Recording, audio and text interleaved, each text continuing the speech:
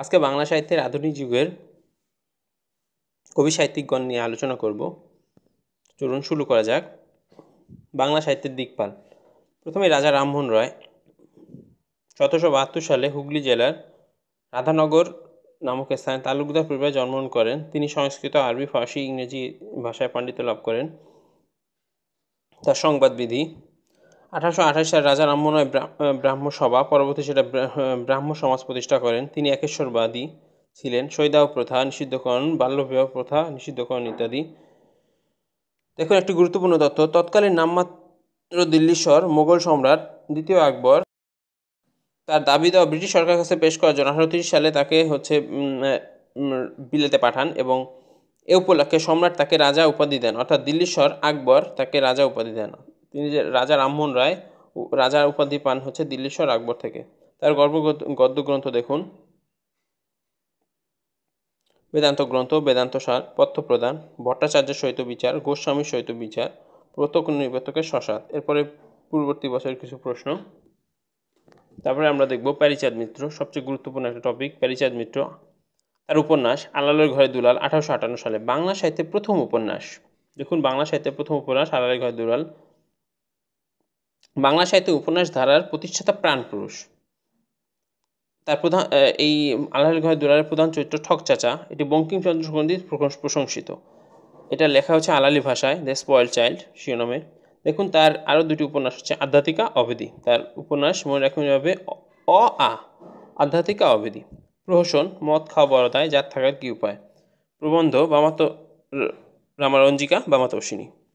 দেখুন একটা নোট আছে মনে রাখার জন্য, আমি পাশাপাশি লিখে রেখেছি। বাংলা সাহিত্যের প্রথম উপন্যাস আলালের ঘরে দুলাল এবং বাংলা সাহিত্যের প্রথম সার্থক উপন্যাস হচ্ছে দুর্গেশ নন্দিনী। এরপর পূর্ববর্তী বছরের কিছু প্রশ্ন। এখানে একটা প্রশ্ন বিসিএস এসেছিল, আধ্যাত্মিকা উপন্যাসের লেখককে। 30তম বিসিএসে প্যারীচাঁদ মিত্র। আধ্যাত্মিকা এবং অবেদী, আলালের ঘরে দুলাল, এই তিনটি উপন্যাসই মূলত প্যারীচাঁদ মিত্রের লেখা। বিখ্যাত ব্যক্তিদের মধ্যে ঈশ্বরচন্দ্র বিদ্যাসাগর অন্যতম।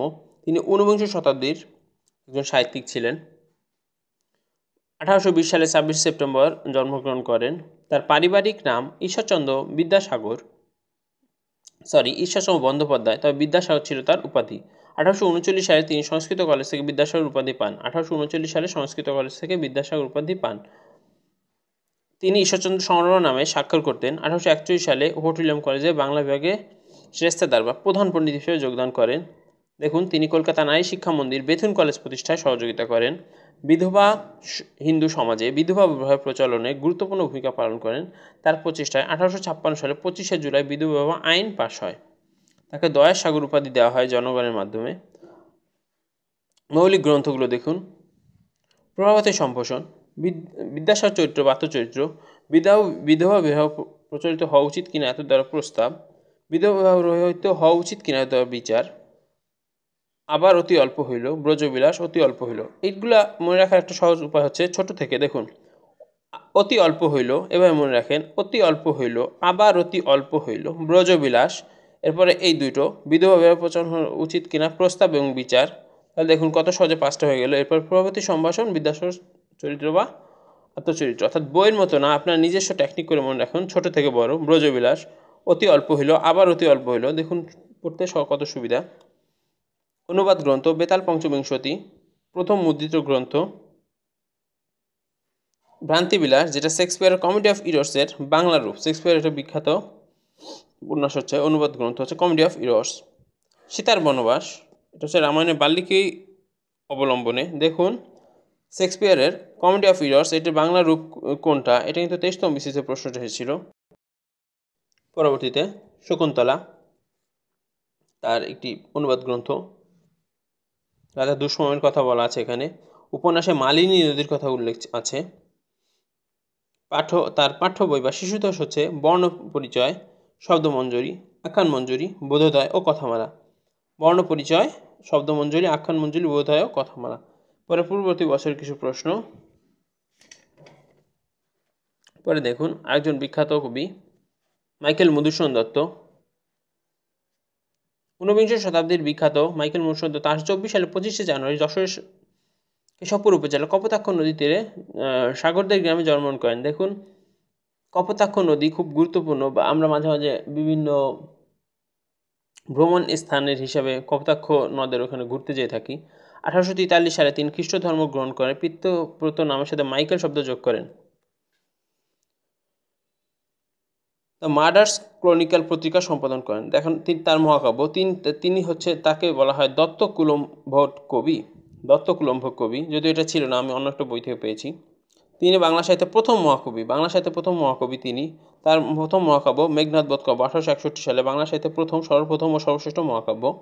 এটি বাংলা সাহিত্যের প্রথম সার্থক মহাকাব্য। অমিত্রাক্ষ রচিত, সর্গ সংখ্যা 9টি। কাহিনীর মূলত উৎস হচ্ছে সংস্কৃত মহাকাব্য রামায়ণ। মহাকাব্যটি ইংরেজি অনুবাদ করেন রাজনারায়ণ বসু। একটি করুণ রসের কাব্য। যুদ্ধে রাবণপুত্র বীরবাহু নিহত হন। মূলত এটা একটা যুদ্ধের কাহিনী। দেখুন বিভীষণ স্ত্রী কথা শর্মা।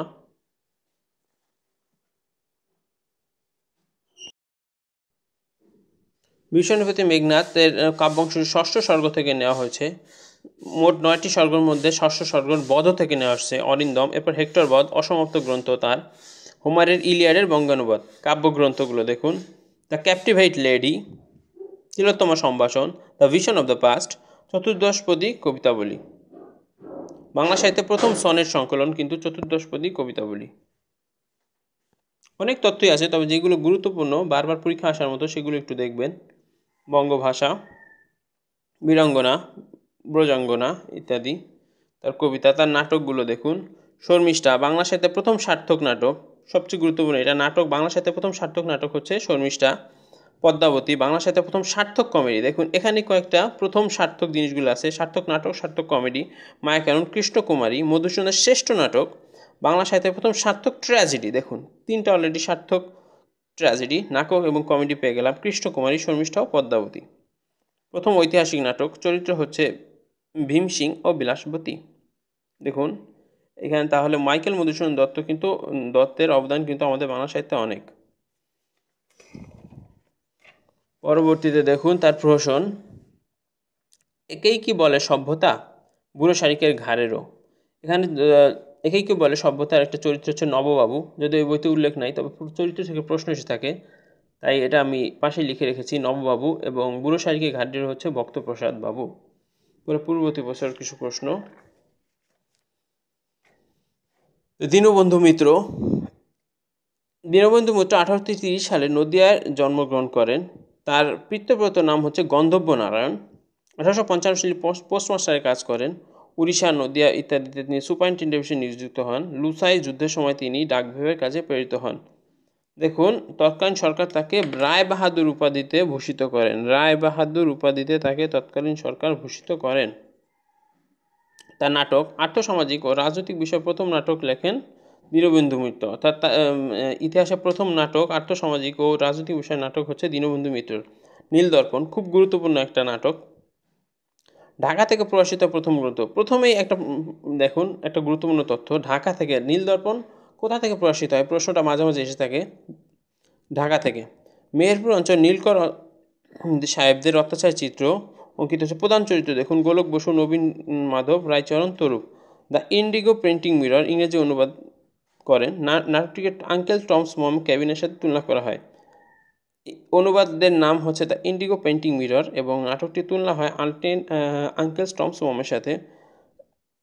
এখন এটি ঢাকায় মঞ্চস্থ হয়। নাটকটি ঢাকায় প্রথম মঞ্চস্থ হয়। এটি দেখতে ঈশ্বরচন্দ্র বিদ্যাসাগর মঞ্চের অভিনেতাদের লক্ষ্য করে ছুঁড়ে মেরেছিলেন।